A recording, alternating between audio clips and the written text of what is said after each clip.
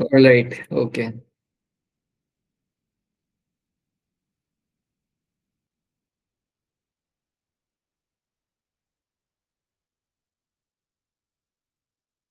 चलिए, सो biotech principal and processes वाला हमारा यहाँ पे चैप्टर हम लोग यहाँ पे स्टार्ट करते हैं। Let's start with the chapter, हमारा पहला lecture. So what are the principles of my biotechnology. So यहाँ पे आपके दो प्रिंसिपल्स आपके यहाँ पे आ जाते हैं।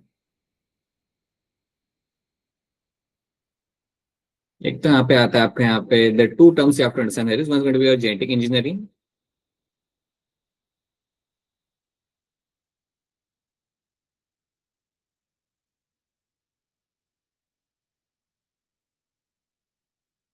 एक टर्म आपके यहाँ पे आता है बायो प्रोसेसेस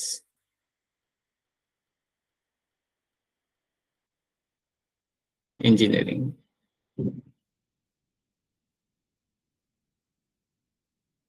अब ये दो टर्म्स आते हैं, they are a part of my principles of biotechnology. So basically biotech का जो प्रिंसिपल होता है वो इन दो चीजों के ऊपर आपके यहाँ पे होता है। अब जब भी हम बायोटेक्नोलॉजी की यहाँ पे बात करते हैं तो आप इतना यहाँ पे याद रख सकते हो कि आज की डेट में ये फील्ड बहुत ज्यादा ग्रो करी है, और इस फील्ड की वजह से हमें कई ज्यादा बेनिफिट्स हमारे यहाँ पे हो रहे हैं। फॉर एग्जाम्पल, आपके कई सारे आपको क्रॉप्स आपको मिल जाते हैं, which are my genetically modified crops आपको मिल जाए खाने के लिए। That is all because of the advancement in the field of biotechnology. तो आपको जितने भी आपके यहाँ पे जेनेटिकली मॉडिफाइड क्रॉप्स आपको मिलते हैं, जेनेटिकली मॉडिफाइड क्रॉप्स आपको मिलते हैं, they are all because of the field, this field, right. उसके साथ you also get transgenic animal, you also get transgenic animals. मतलब ऐसे एनिमल जिनका जिनके अंदर you have a different kind of genes, right, they have a different kind of gene. So ऐसे animals जो आपको यहाँ पे मिल रहे हैं, they are all produce in the lab, इनको ऐसे लैब में हम बनाते हैं, और they are all happening, this animals have been produce, this plants have been produce. ये सारे प्लांट्स और एनिमल जो आपके बनाए जाते हैं, ये आपके बायोटेक फील्ड की वजह से ही बनाए जा रहे हैं, क्योंकि बायोटेक फील्ड आपका इतना ग्रो कर चुका है कि हम ऐसे टाइप का एनिमल बना सकते हैं, ऐसे टाइप का प्लांट बना सकते हैं जिसके अंदर स्पेसिफिक टाइप का जेनेटिक मटेरियल हो, या जिसके अंदर स्पेसिफिक टाइप का डीएनए हो। सो ट्रांसजेनिक एनिमल्स आपके हो गए, या जेनेटिक मॉडिफाइड क्रॉप्स हो गए, इट्स वेरी कॉमन। अब इसमें आप यहाँ पे देख पाओगे कि जब हम बात करते हैं बायोटेक के बारे में, you have this two terms, genetic engineering and bio processes engineering. Genetic engineering का मतलब यहाँ पे ये होता है कि आप डीएनए को अल्टर कर रहे हो, right, you are doing some kind of alteration to the DNA. So alteration alteration to genetic material, किसी के डीएनए के अंदर कुछ चेंजेस करना, उसको निकालना, उसमें कुछ चेंजेस करना, एंड देन उसे डालना किसी दूसरे एनिमल के अंदर, right, and then incorporating that DNA into the host animal, right, और इनटू द होस्ट। तो आप एक डीएनए निकाल रहे हो, समझो मोनिका किसी बैक्टीरिया में से डीएनए निकालती है, उसमें कुछ चेंजेस करती है, और फिर उस डीएनए को किसी प्लांट में डाल रही है। So that is called as by genetic engineering. उसको हम बोलते हैं यहाँ पे एज ए जेनेटिक इंजीनियरिंग, जहाँ पे आप डीएनए निकाल के किसी दूसरे एनिमल या प्लांट के अंदर आप डाल रहे हो, राइट। बायो प्रोसेसेस इंजीनियरिंग का मतलब यहाँ पे ये होता है कि आप समझो, अज्यूम करते हैं कि दीक्षा की फैक्ट्री है, और दीक्षा अपने फैक्ट्री में वैक्सीन बनाती है, right, she makes a vaccine. तो जब आप वैक्सीन बना रहे हो, या मैं कहूंगा लेट्स से वैक्सीन बना रहे हो आप यूजिंग द बैक्टीरियाज या फंगाई, अगर आप यूज करके अगर आप वैक्सीन बना रहे हो, तो सिंपल सी बात है, अगर मुझे बैक्टीरिया को ग्रो करना है, अगर मेरे पास एक बड़ी सी फैक्ट्री है, अगर मैं वहां पर उन्हें ग्रो करना चाहता हूँ, तो मुझे एक स्टेराइल एनवायरमेंट प्रोवाइड करना पड़ेगा। स्टेराइल मतलब जहाँ पे कोई कंटेमिनेशन ना हो, साफ सुथरा environment. So I have to provide them sterile environment. तो स्टेराइल एनवायरमेंट के अंदर आप यहाँ पे क्या करोगे, you will be doing the growth of the microbes. So sterile environment के अंदर आप करते हो, you do the growth of microbes. मैं माइक्रोब्स को यहाँ पे ग्रो करूंगा, and that too in the very large amount, और इसको भी मैं करूंगा यहाँ पे इन द लार्ज अमाउंट के अंदर, that to be on the large scale. ये करना मेरे लिए इंपॉर्टेंट है। तो अगर कोई, तुम दीक्षा का खुद का फैक्ट्री है, और अगर वहां पे वो अपने वैक्सीन वाले फंगाई को ग्रो कर रही है, तो उसे एक अच्छा एनवायरमेंट वहां पे जगह, अच्छा in the sense sterile environment, clean environment में उन्हें वहां पे ग्रो करना पड़ेगा, और उसका ग्रोथ बहुत ज्यादा करना पड़ेगा। She has to grow them in a very large scale. जब वो लार्ज स्केल पे उसे वहां पे ग्रो कर पाएगी, तभी तो उन्हें वो मार्केट में सेल कर पाएगी, तभी तो उनमें से वो वैक्सीन निकाल के उन्हें फार्मास्यूटिकल कंपनीज को वो दे पाएगी। So that is something called as my bio processing engineering. तो आपको दो चीज का यहाँ पे याद रखना है, एक तो हमें डीएनए निकालना है, उसमें कुछ चेंजेस करके हमें एक एनिमल के अंदर डालना है, प्लांट में डालना है, या किसी दूसरे होस्ट के अंदर डालना है, राइट। उसके साथ साथ we have to ensure that कि वो जो मेरा होस्ट है, वो जो मेरा होस्ट है जिसके अंदर मैंने अपना ट्रांसजेनिक लाइक जिसके अंदर मैंने अपना बाहर से डीएनए निकाल के डाला है, वो मेरा ग्रो करे, वो मेरा ग्रो करे एक बहुत ज्यादा अमाउंट के अंदर, ताकि मैं उसका कमर्शियल फायदा वहां से निकाल सकूं। याद रखना, हम यहाँ पे एंटीबायोटिक्स, वैक्सीन, ये सारी चीजें जो हम यहाँ पे बना पाते हैं ना माइक्रोब्स में से, using the microbes, this has to be done in a very sterile environment. और यही चीज आपको यहाँ पे सीखने के लिए मिलेगी।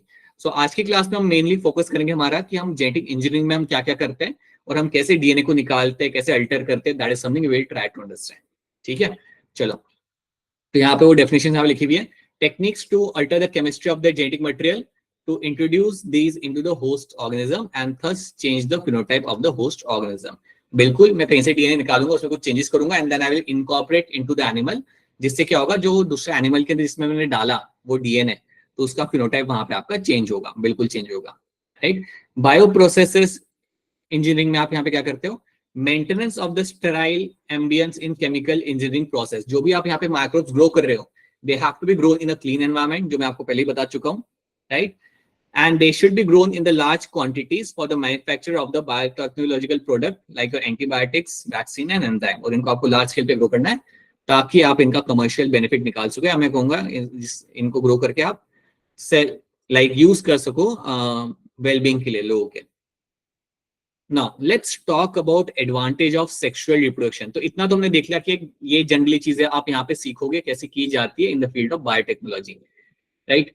अब हम यहाँ पे देखते हैं कि सेक्सुअल रिप्रोडक्शन के बारे में एडवांटेज क्या होते हैं। तो आप जानते हो, अगर हम बात करते हैं सेक्सुअल रिप्रोडक्शन के advantage, then one of the advantage is going to be the variation in the population.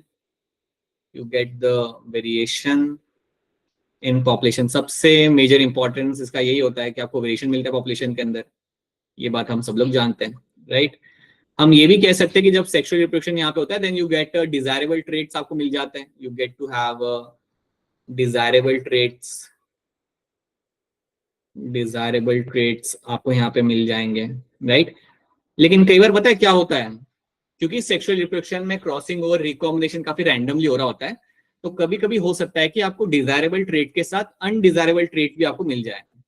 Some time you can also get undesirable trait as well.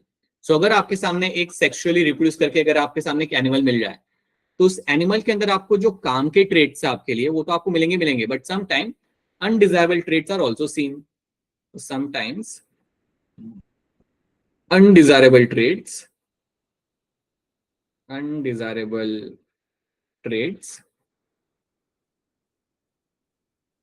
are also seen। ये भी आपको देखने के लिए मिल जाते हैं। तो कई बार ऐसा भी होगा कि sometime you'll get to see undesirable traits भी आपको यहाँ पे मिलेंगे देखने के लिए। So that is something which happens, that's the nature of the sexual reproduction। कि sexual reproduction होने के बाद आपको जो एनिमल मिल रहा है उसके अंदर आपको वेरिएशन तो मिलेगा ही मिलेगा। You will get beneficial trait as well, sometime you might get undesirable traits भी आपको वहाँ पे मिल जाते हैं। कई बार ऐसे भी traits आपको मिल जाते हैं जो आपके लिए काम के वहाँ पे नहीं होते हैं। फॉर एग्जाम्पल, अगर मैं आपको एग्जाम्पल दूं यहाँ पे, एक रॉ एग्जाम्पल अगर आपको मैं दूं यहाँ पे, तो समझो एक टाइगर है, राइट। उसने रिप्रोड्यूस किया, उसके बेबीज हुए, 4 में से एक बेबी जो था वो व्हाइट कलर का था। टाइगर का है, 4 बेबीज हुए, उसमें से एक बेबी व्हाइट कलर का था। नाउ दैट व्हाइट कलर का baby, do you think that is good in nature? White colour का बेबी होना नेचर में फायदेमंद होगा? आपके हिसाब से नहीं होगा? आवाज नहीं आ रही किसी की, क्या लग रहा है आपको? If you have a white colour का बेबी, 4 में से 4 टाइगर के बेबी है, 3 ऑरेंज है, 1 व्हाइट है, तो व्हाइट वाला फायदेमंद है या नहीं है नेचर में? No sir. हाँ, क्यों नहीं है फायदेमंद वो नेचर में? प्रीडेटर उसको देखेंगे और उसको खा जाएंगे।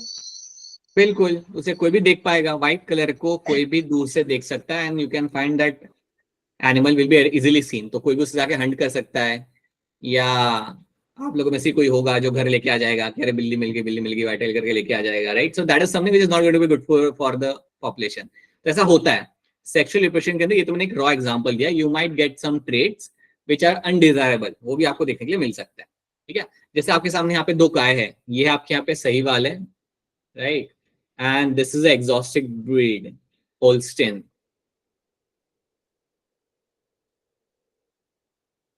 ये बाहर की है, इंडिया की नहीं है।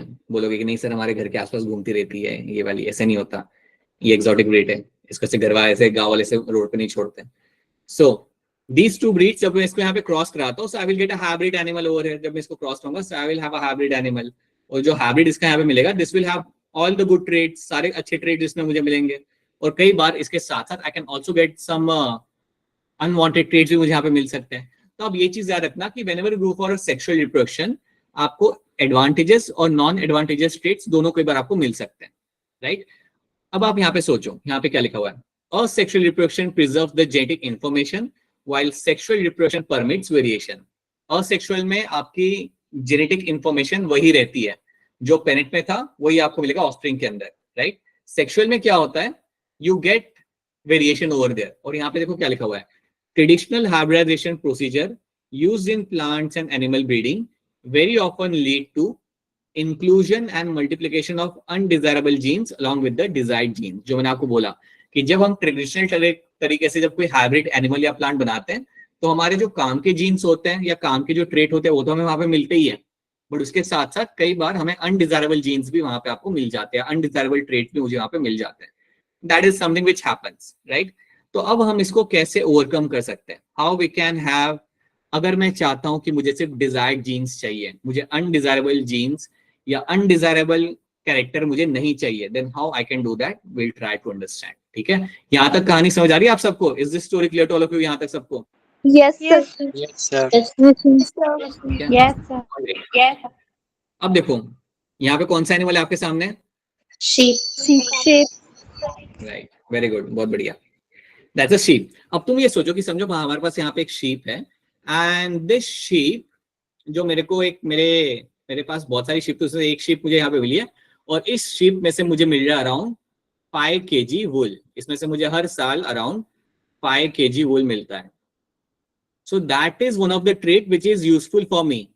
मैं चाहता हूं कि मेरी सारी की सारी शीप्स ऐसी ही हो, राइट? सो बेसिकली मैं क्या चाहता हूँ कि मेरे को एक शीप मिले और उसके अंदर से मुझे 5 kg वूल मिल जाए. ये जो शीप सामने आपकी तरफ देख रही है ना, इसमें से मुझे 5 kg वूल यहाँ पे मिल रहा है, वूल मुझे यहाँ पे मिल रहा है. तो अब मैं चाहता हूं कि मुझे इसमें ऐसा नहीं चाहिए कि इसके अंदर कोई वेरिएशन आए. आई जस्ट वांट ये शीप की मेरे पास मल्टीपल कॉपीज हो, ये शीप की मेरे पास यहाँ पे मल्टीपल कॉपीज हो, तो मुझे फायदा होगा ना. समझो इस बात को कि अगर मुझे ऐसी शीप की मल्टीपल कॉपीज अगर मुझे मिल जाए तो कमर्शियल मुझे यहाँ पे कितना फायदा होगा. लेकिन अगर मैंने ये शीप का सेक्सुअल रिप्रोडक्शन कराया, तो हो सकता है कि जो बेबीज होंगे उनमें शायद आपको ये वूल मिले इतना अमाउंट में या थोड़ा कम मिले, right? So understand one thing, sometime what happens na, you want animal or you want plant to be a replica. आप कई बार कोई एनिमल या प्लांट आपके सामने होता है तो आप चाहते हो कि इसका बिल्कुल रेप्लिका ही बने, जो डिट्टो इसके जैसा ही हो, राइट? तो यहाँ पे आप एक टर्म सीखोगे, यहाँ पे आप एक टर्म सीखते हो, and that term is called as my cloning. यहाँ पे आप टर्म सीखोगे and that term is called as my cloning. मैं चाहता था कि इस शिप का मुझे क्लोन मिल जाए या इसकी मैं क्लोनिंग कर पाऊं, ताकि इसमें से मैं कई सारे शिप बना सकूं जो सबके सब डिक्टो होंगे, सबके सब एक इसके जैसे होंगे, and they will have the 5 kg, इनमें से आपका निकल जाएगा यहाँ पे wool. But that is not possible. Sexual reproduction के लिए यहाँ पे पॉसिबल नहीं हो पाता. किसी का माइक कौन है? माइक बंद कर लेना. सो that is something will understand. ठीक है, तो याद रखना एडवांटेज यहाँ पे क्या होता है. जब आप कोई चीज का क्लोनिंग करते हो, so you get a replica, you get a replica, right? And that too multiple, you get a multiple replica.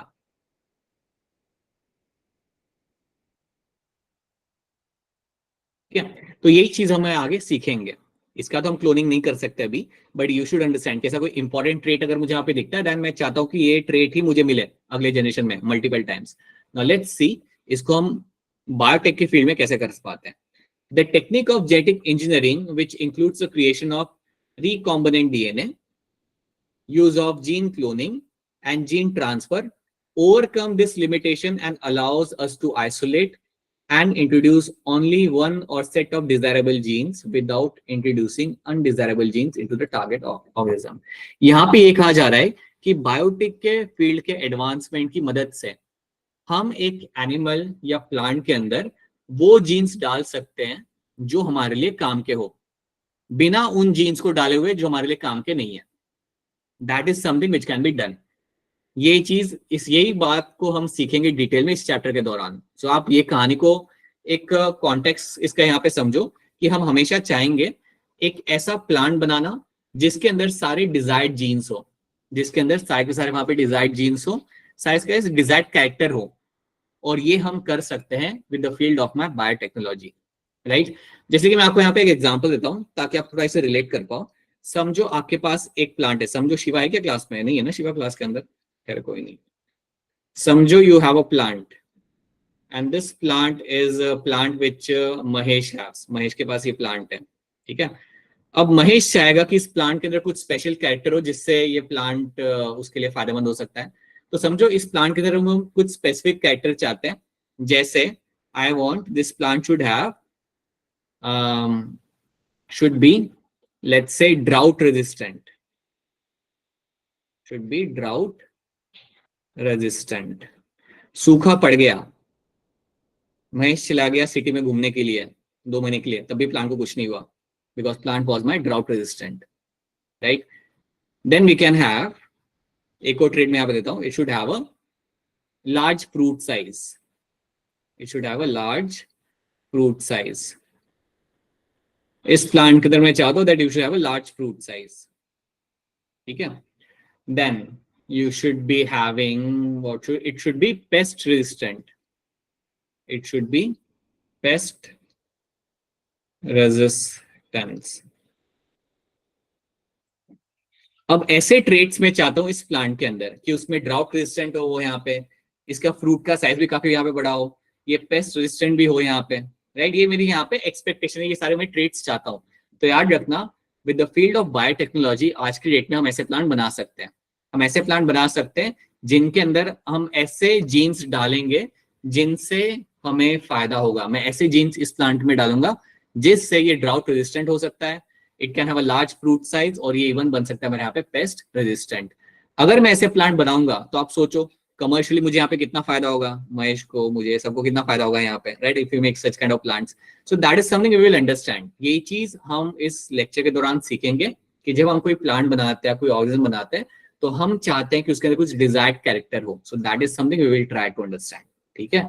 क्या यहाँ तक बातें समझ आ रही है? हम लोग क्या देखने वाले आगे? Is this clear to you? Yes, sir. Yes, sir. Yes, sir. All right.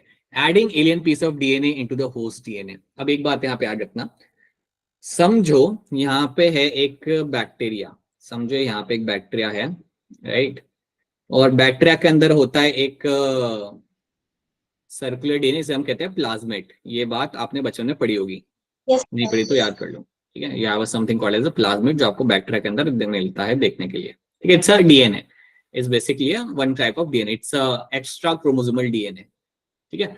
अब डीएनए में से हमने ये जो प्लाज्मिड है ना, उसमें से हमने एक छोटा सा जीन निकाल लिया, हमने इस प्लाज्मिड में से एक छोटा सा जीन यहाँ पे निकाल लिया, ये सोच के कि जीन हमारे काम का है और ये है भी काम का। So we have taken out one small gene, यहाँ से हमने एक छोटा सा जीन यहाँ पे निकाल लिया। अब मैं दो चीजें यहाँ पे कर सकता हूँ। अगर मैं ये जीन को डायरेक्टली किसी प्लांट के अंदर डाल दूंगा, ये जीन को मैंने ऐसे ही निकाला, इंजेक्शन लिया और मैंने उसे प्लांट में डाल दिया, मैंने निकाल के उसे डायरेक्टली प्लांट में, इसको मैंने डायरेक्टली प्लांट में डाल दिया।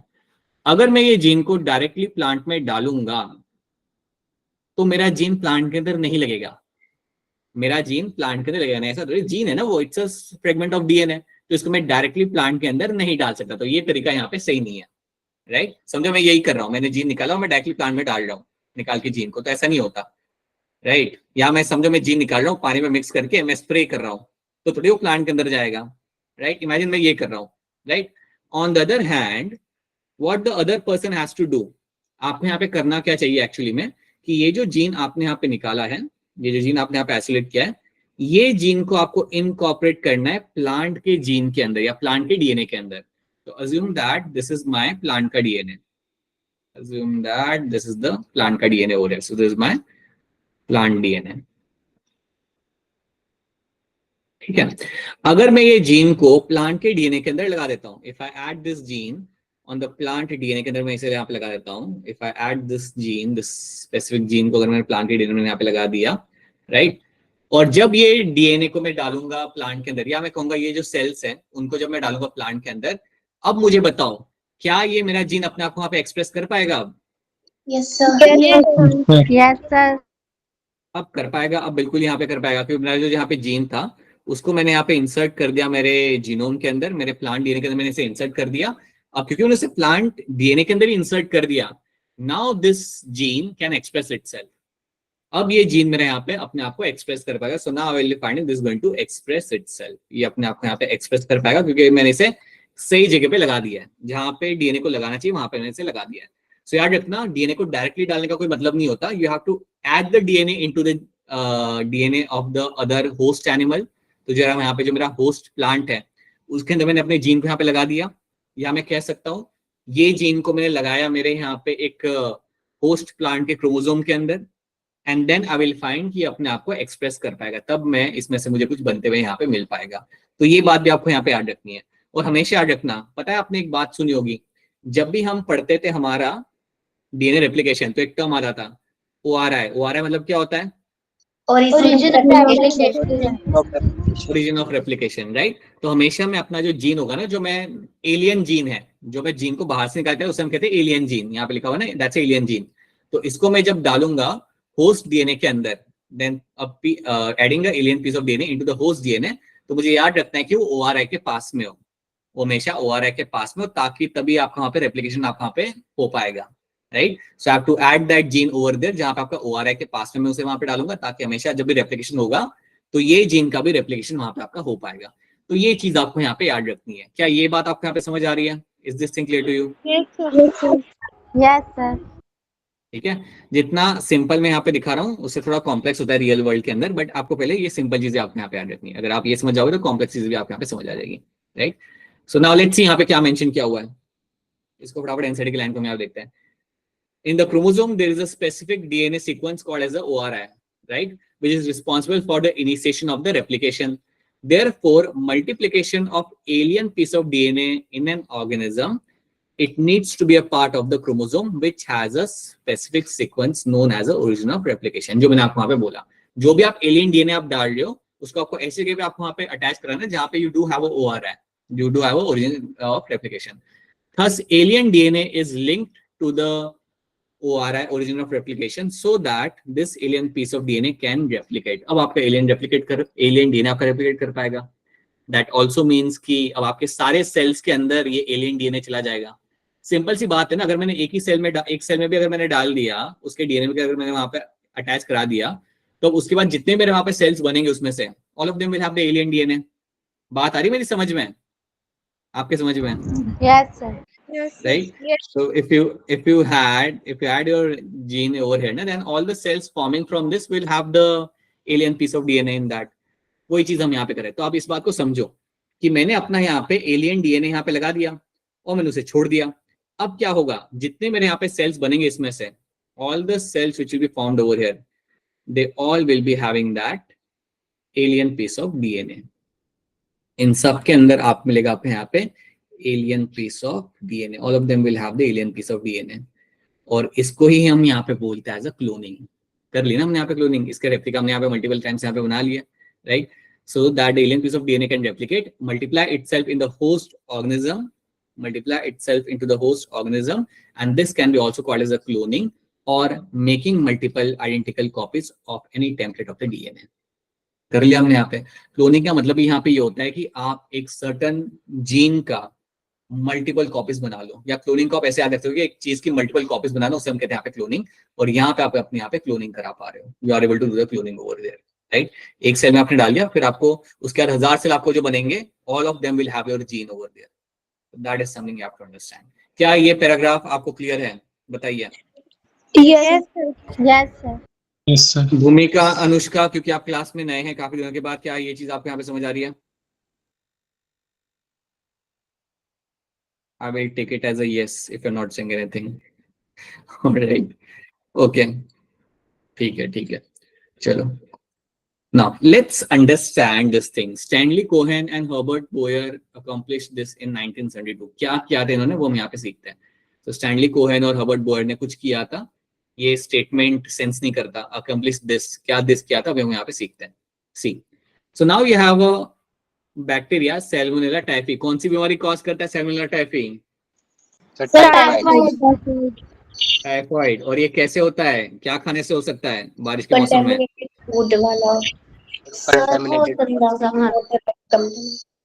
खाना, पानी पूरी, बाहर की पानी पूरी नहीं खानी चाहिए बारिश के मौसम में। हाँ, फास्ट फूड नहीं खाना चाहिए। चाउमीन, ये हिमाचल के बच्चे जब भी देखो तब भी चाउमीन खाने निकल जाते हैं फ्री टाइम निकाल के। So yeah these are the things you should avoid actually, या फॉर योर टाइफॉइड। अब यहाँ पे देखो हो क्या है, क्या ये आप this Salmonella typhi over here, यहाँ पे आपका है, यहाँ पे आपका plasmid. So over here you have this plasmid over here, यहाँ पे यू हैव योर प्लाज्मेट, ठीक है। This is my extra chromosomal DNA, ये इसका नॉर्मल डीएनए। सो हमेशा रखना बैक्टीरिया के पास दो टाइप के डीएनए, एक तो होता है उसके पास प्लाज्मिड, एक होता है उसका normal chromosomal DNA. So you have the plasmid over here. अब प्लाज्मिड है, यहाँ पे समझो एक जीन लगा हुआ है, तो समझो प्लाज्मिड के अंदर यहाँ पे एक छोटा सा आपका जीन है, you have this gene over here, और यहाँ पे एक जीन है, उस जीन का यहाँ पे नाम है, it is a antibiotic resistant gene, it is my antibiotic resistant resistance gene. अब आप क्या करते हो, इस पहले प्लाज्मिड को आप बाहर निकालते हो, आपको ये जीन को निकालना है। तो आपको अगर जीन को निकालना है, समझो तमनप्रीत को ये जीन को बाहर निकालना है, तो क्या करेगी, पहले तो ये प्लाज्मिड को बाहर निकालेगी, पहले तो प्लाज्मिड को बाहर निकालेगी। यहाँ पे प्लाज्मिड को बाहर निकालने के बाद अगर आपको इस जीन को यहाँ से बाहर निकालना है, समझो यहाँ पे वो जो जीन लगा हुआ है, ये मेरा यहाँ पे वो जीन है जो यहाँ पे लगा हुआ है, अगर इसको आपको बाहर निकालना है, then first of all you have to cut the DNA. अब डीएनए को कट करने के लिए एक चीज होती है जिसे हम कहते हैं molecular scissors, you call them as a molecular scissors. अब ये जो मॉलिक्यूलर सीजर्स जो आपके सामने यहाँ पे आएगी, इसका नाम से आप लोग वाकिफ हैं, that is going to be your restriction endonuclease. Restriction endonuclease, ठीक है। सो रिस्ट्रिक्शन एंडोन्यूक्लियस जो मेरे यहाँ पे एंजाइम होता है, उसकी मदद से हम क्या कर सकते हैं, हमारे डीएनए को कट कर सकते हैं यहाँ पे, और हमारे स्पेसिफिक जीन को हम यहाँ पे निकाल सकते हैं। याद रखना, ये एंजाइम को याद रख लो, बिकॉज ये बार बार आएगा। तो ये आप रिस्ट्रिक्शन एंडोन्यूक्लियस जो मैं यहाँ पे यूज करूंगा, उससे क्या करूंगा, मैं इस डीएनए को मैं कट करूंगा। अब जब मैं ये एंजाइम यहाँ पे यूज करता हूँ और जब मैं इसे यहाँ पे कट करता हूँ, तो मुझे मेरा यहाँ पे जीन मुझे यहाँ पे मिल जाएगा अल्टीमेटली। ऐसा समझ लो कि मुझे यहाँ पे मेरा जीन मिल गया। तो तमनप्रीत को कट करके यहाँ पे जीन मिल चुका है, राइट। अब उसने यहाँ पे क्या करना है, बेसिकली ये चीज की गई थी स्टैनली कोहेन एंड हर्बर्ट ने। तो यहाँ पे आपको जीन यहाँ पे मिल चुका है, and this gene is my antibiotic resistant gene. याद रखना, इसको हमने यहाँ पे निकाला था, राइट। अब मैं इस जीन को डालना चाहता हूँ किसी दूसरे एनिमल के अंदर। So now this gene will be added into the another species. तो ये जीन मैंने यहाँ से निकाल लिया, and now this gene will be added into the E coli bacteria. सुना है ना, एक और नाम का बैक्टीरिया होता है, बैक्टीरिया का नाम क्या होता है, ई coli bacteria. Yes, sir. You have this E coli bacteria, यहाँ पे एक बैक्टीरिया है ई कोलाई, इसके अंदर भी होता है आपका एक तो क्रोमोसोमल डीएनए आपका यहाँ पे होगा, और उसके साथ you will also have your plasmid, इसके अंदर भी you will have this plasmid over here,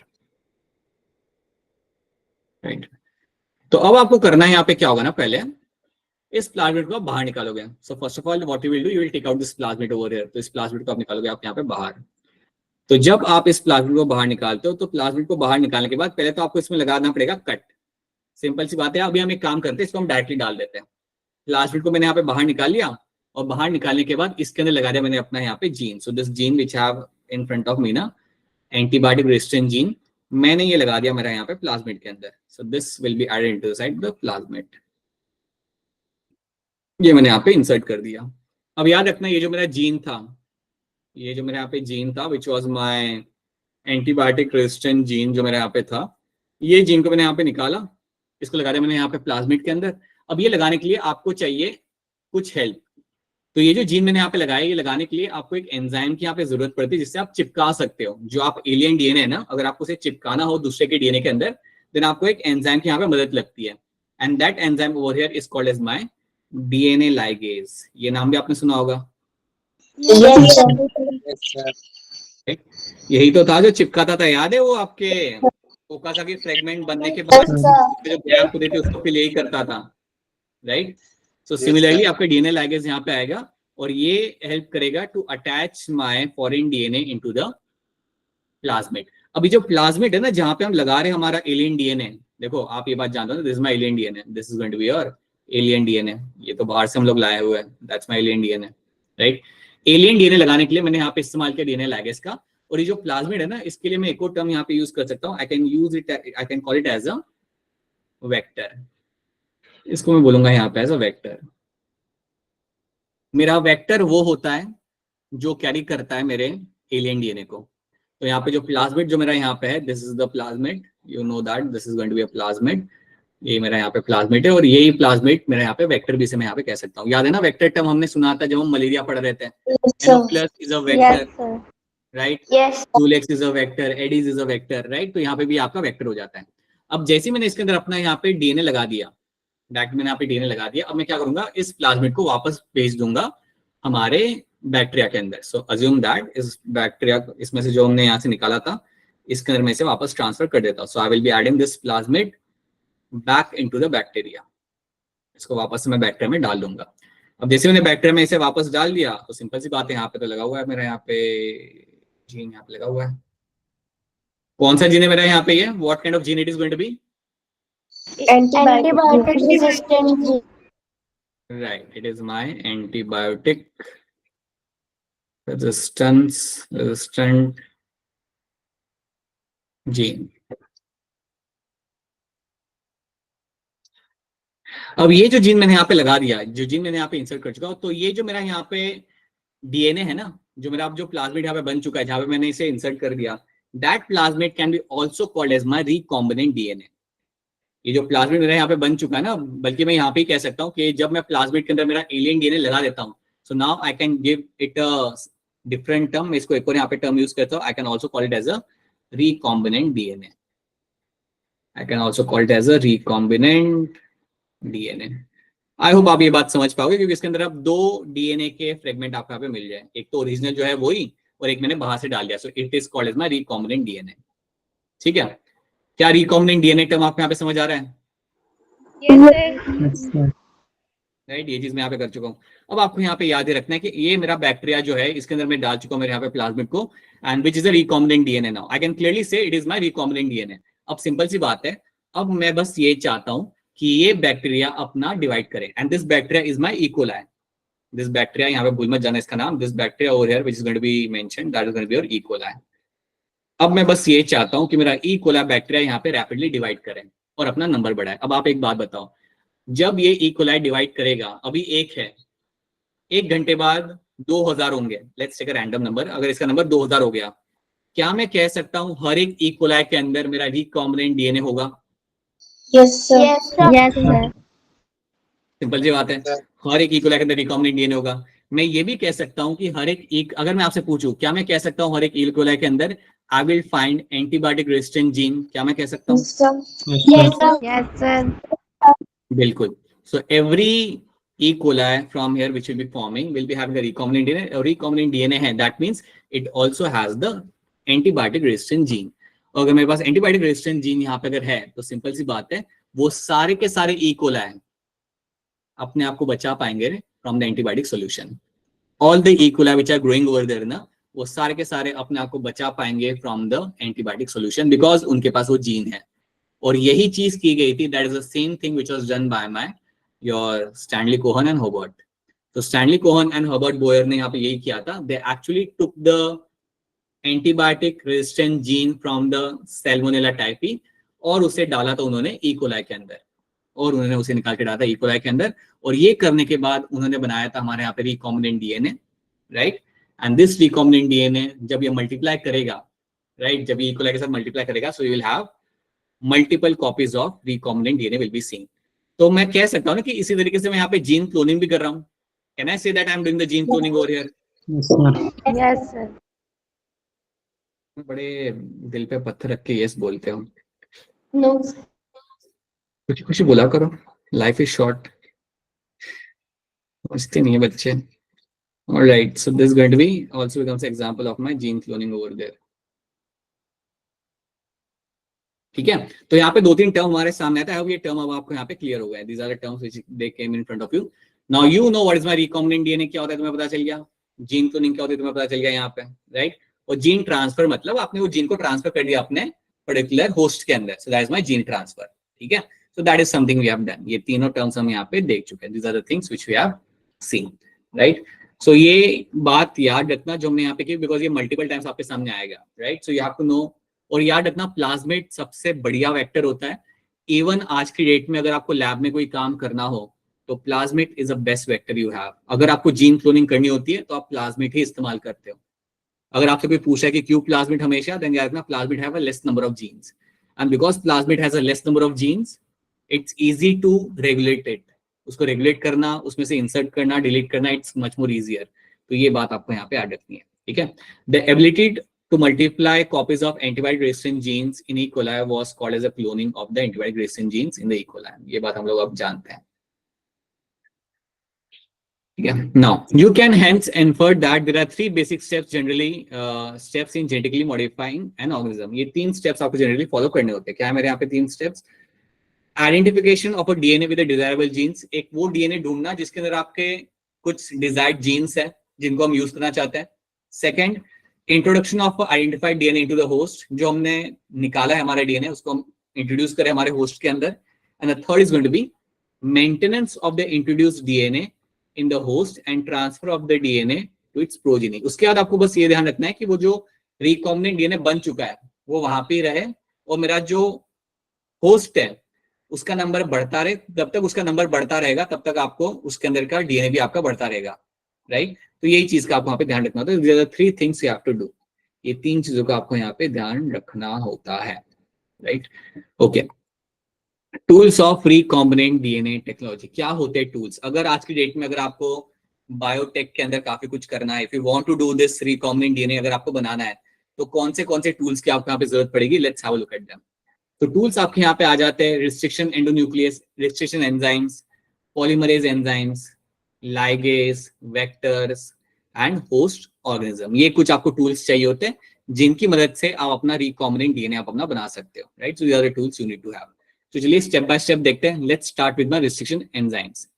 अब रिस्ट्रिक्शन एंजाइम्स जब हम यहाँ पे बात करते हैं तो ये एक स्टोरी आप यहाँ पे याद रखना, कहानी नहीं है, कुछ पैराग्राफ ये दो, देखो ध्यान से। In the year of 1963 two enzymes responsible for restricting the growth of bacteriophage in E. coli were isolated. One of these added methyl group to the DNA, while the other cut DNA. The latter was called as a restriction endonuclease. तो ये paragraph के अंदर बताया गया है something about the restriction endonuclease, तो हम इसको यहाँ पे समझते हैं। अब एक बात याद रखना, मैं आपको यहाँ पे एग्जाम्पल लेके समझा रहा हूँ, थोड़ा ध्यान देना यहाँ पे। When you have, समझो ये मेरा यहाँ पे E. coli बैक्टीरिया है, समझिए मेरा बैक्टीरिया यहाँ पे, it will have a DNA, it will also have its own plasmid. हाँ जी मोनिका बताइए क्या हो गया? No, sir. मोनिका बेटा आप आराम करो थोड़ी देर जाके, बेटा आपको पता भी नहीं चल रहा बेटा, अपने आप आपका हैंड रेज हो रहा है। हैव सम रेस्ट, ऑलराइट, ठीक है। सो you have plasmid over here. देखो अब एक बात यहाँ पे समझो, यहाँ पे एक बात को आप यहाँ पे समझो, दैट बैक्टीरिया के अंदर ना कुछ एंजाइम्स आपको मिलते हैं, those enzymes are called as restriction endonuclease, ठीक है। तो रिस्ट्रिक्शन एंडोन्यूक्लियस, और यही चीज आपको E. coli में भी आपको दिखी थी। This is my enzyme, so I just right in short, you have some enzymes over there, right?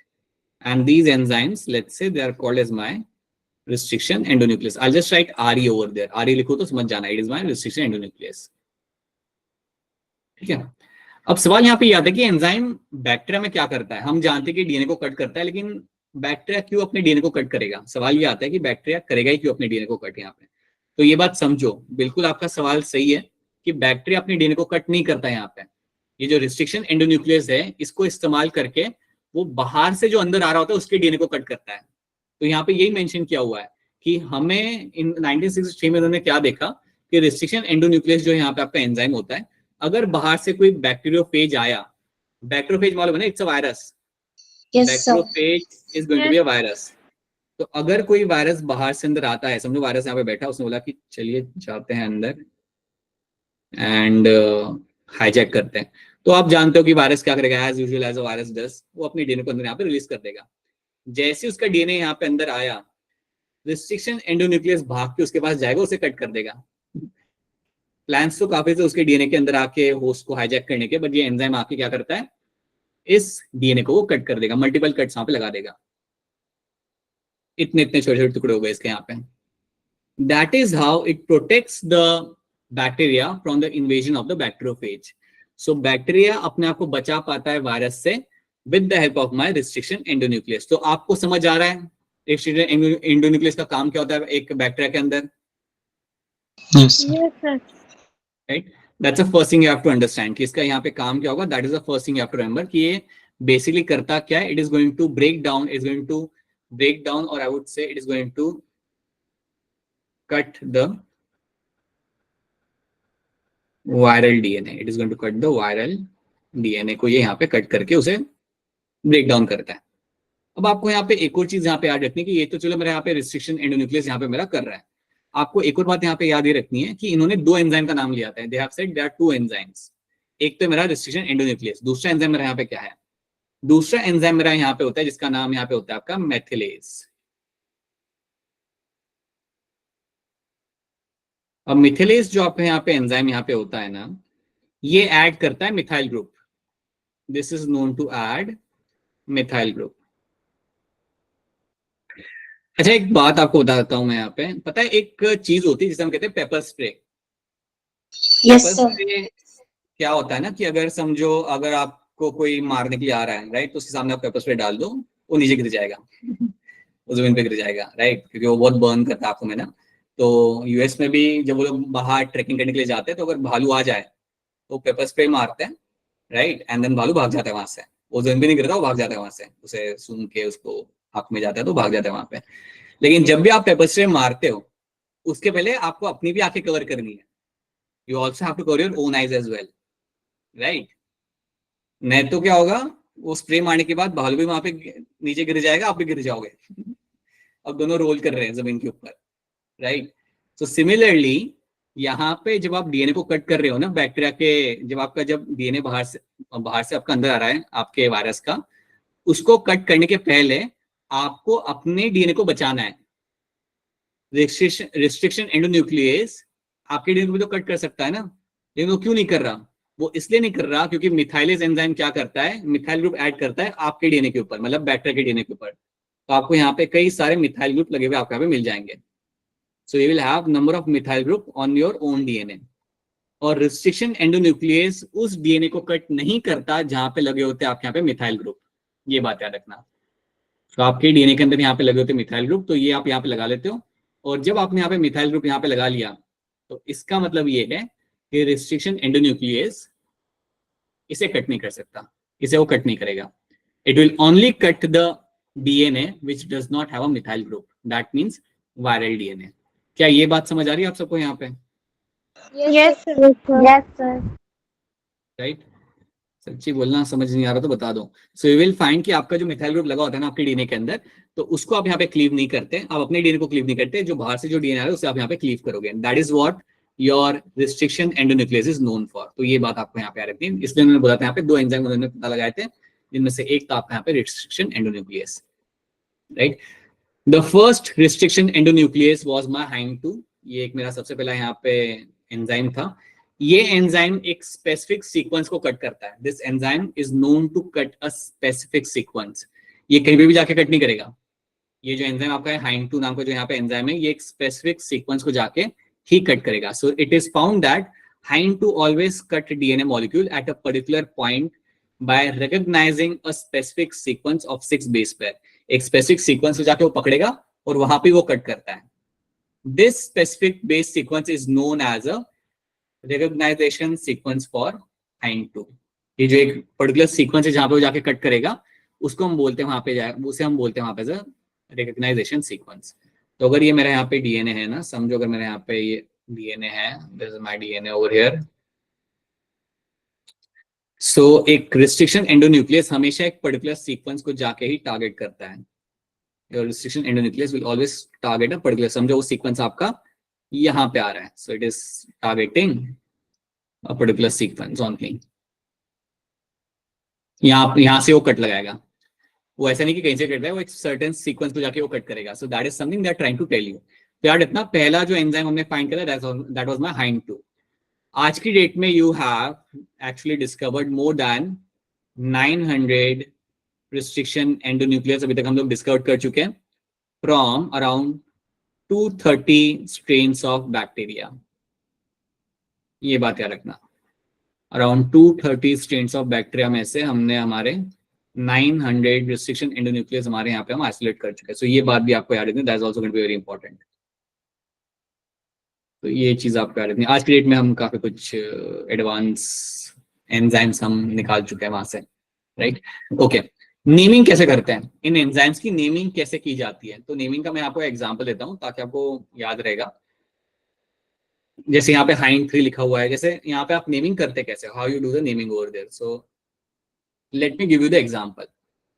समझो आपका बैक्टीरिया है, let's take a random example है, आपका बैक्टीरिया है सैल्मोनेला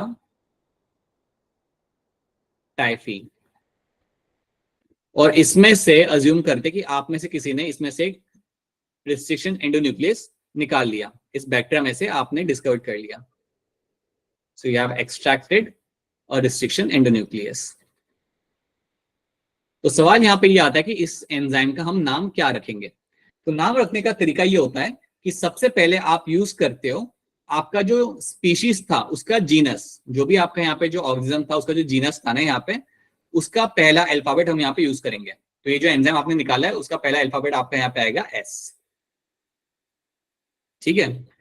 उसके बाद हम यूज करते हैं जो स्पीशीज होता है ना यहाँ पे, जीनस का तो हमने पहला अल्फाबेट यूज कर लिया, जो स्पीशीज होता है उसके 2 अल्फाबेट हम यहाँ पे यूज करेंगे, पहले 2 alphabet. So that becomes my STY, right.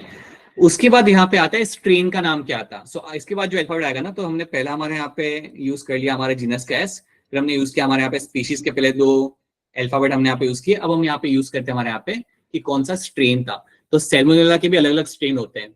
Salmonella का स्ट्रेन हो सकता है strain number Y, strain number F, strain number E। तो समझो ये सैल्मोनेला का जो स्ट्रेन था that was my strain number, या स्ट्रेन जो था that was my strain E। तो अब इसका आएगा यहाँ पे STYE।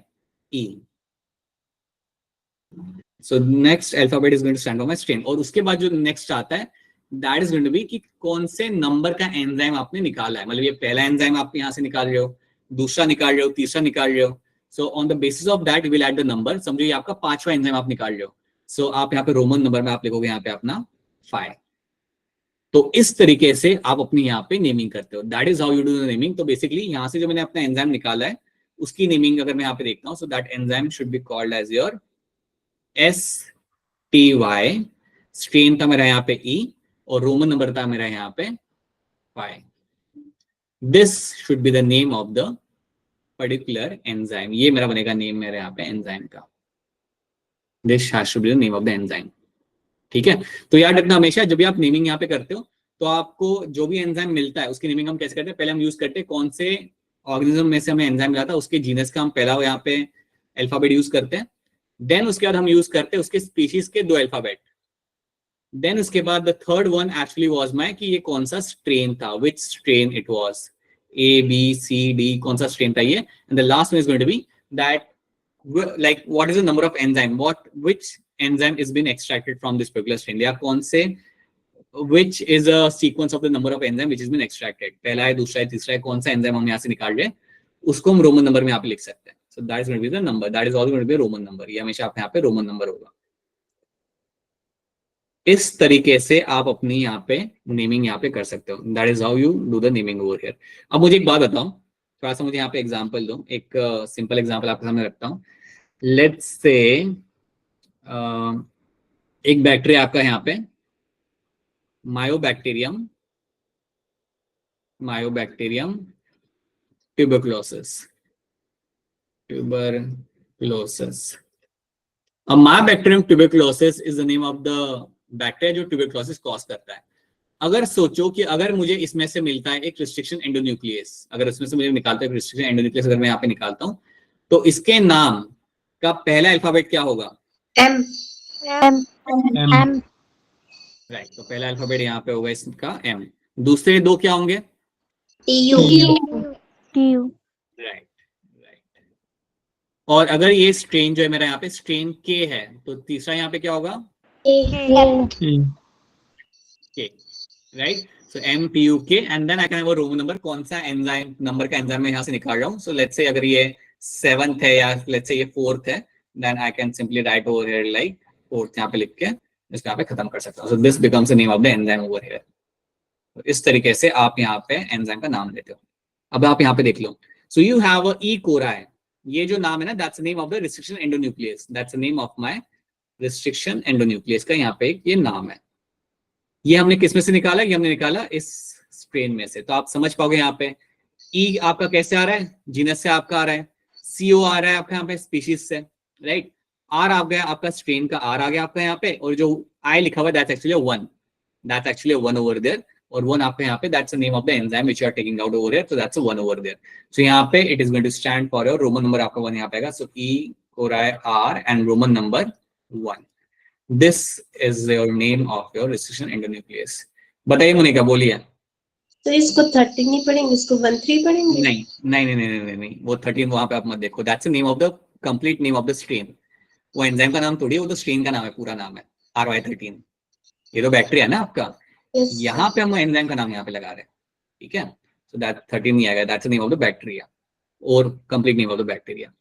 So this is what you find happening in this. इस तरीके से आप अपनी यहाँ पे नेमिंग इस तरीके से आप यहाँ पे करोगे। नेमिंग कैसे की जाती है पता चलता है आप सबको यहाँ पे, yes sir. Yes, sir. Right. So you should know how the naming is been done. तो इतनी बात आपको यहाँ पे आएगी। देखो यहाँ पे क्या लिखा हुआ है, restriction enzyme belong to a large class of enzyme called as my nuclease. There are one two types, you have an exonuclease and you have an endonuclease. तो ये भी याद रखना कि restriction nuclease and enzymes जो आप करते हैं उसमें दो कैटेगरी आपके यहाँ पे आती है, exonuclease and endonuclease. Exonuclease क्या करता है, वो डीएनए के एंड से निकालता है न्यूक्लियोटाइड्स को। So exonuclease removes the nucleotides from the end of the DNA. ये डीएनए के एंड से निकालेगा आपके न्यूक्लियोटाइड्स को। Whereas endonuclease makes a cut at a specific position within the DNA. ये डीएनए के बीच में से आपके कट करके निकालता है आपके डीएनए को। सो याद रखना, एक्सोन्यूक्लियस आपके एंड में से डीएनए को कट करेगा और एक्सोन्यूक्लियस आपके सेंटर में से या कहीं से बीच में से स्पेसिफिक लोकेशन से आपके डीएनए को कट करेगा। इतना ही डिफरेंस आपको यहाँ पे याद रखना है, that is the difference of my exonuclease and endonuclease. जो भी हम स्टडी करेंगे आगे फ्यूचर में, अभी अपकमिंग स्लाइड्स के अंदर, that will be mainly in terms of restriction endonuclease making the cut, right. Okay, now let's have a look over. तो ये चीज हमने यहाँ पे देख ली, हमने यहाँ पे इवन देख लिया हमारा कि कैसे हम यहाँ पे हमारी नेमिंग करते हैं। Now let's understand the role of my E coli. अब ई कोराई जो मेरे यहाँ पे एंजाइम है वो कौन से कट यहाँ पे लगाता है। So let's see what kind of cut it is doing over here. तो यहाँ पे यू हैव अ सीक्वेंस, मैं इस सीक्वेंस को आपको यहाँ पे वापस बता देता हूँ। यहाँ पे यू हैव द सीक्वेंस,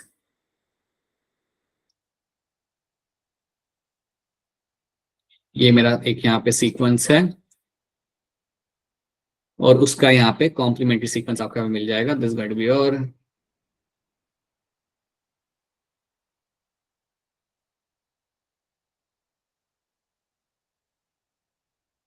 अब जब मैं ये एंजाइम को रिलीज करता हूं, जब भी एंजाइम को मैं कहीं पे रिलीज करता हूं डीएनए के पास में, जब मैं इसे रिलीज करता हूं तो ये कहाँ पे कट लगाता है, एक ये कट लगाएगा यहाँ पे। So one cut will come from this side and other cut will come from this side. तो इन दो लोकेशंस पे आके ये कट लगाता है। सो this will be making a cut over here, तो यहाँ से आपका एक कट लग जाएगा and this one will come from this side, तो यहाँ से आपका एक कट लग जाएगा। तो ये दो पोजीशंस होते हैं ना, यहाँ पे आपको वो कट करेगा। सो हमेशा याद रखना कि हर एक रिस्ट्रिक्शन एंडोन्यूक्लियस एक स्पेसिफिक लोकेशन पे आपका कट करता है। अब जब यहाँ पे ये कट किया जाएगा, so how after cutting the DNA is going to look like. जब आपने यहाँ पे कट किया तो आपका डीएनए यहाँ पे आपका कैसा दिखेगा। तो DNA is going to look something like this. आपको यहाँ पे दो सीक्वेंस आपको मिल जाएगा कट करने के बाद, ऑब्वियसली आपका सेपरेट हो जाएगा ये। So it will look something like this, you will have your G and then it will have your C। एक ये फ्रेगमेंट आपको मिल जाएगा यहाँ पे, one fragment will be like this, और दूसरा फ्रेगमेंट जो आपको मिलेगा this will be something like this.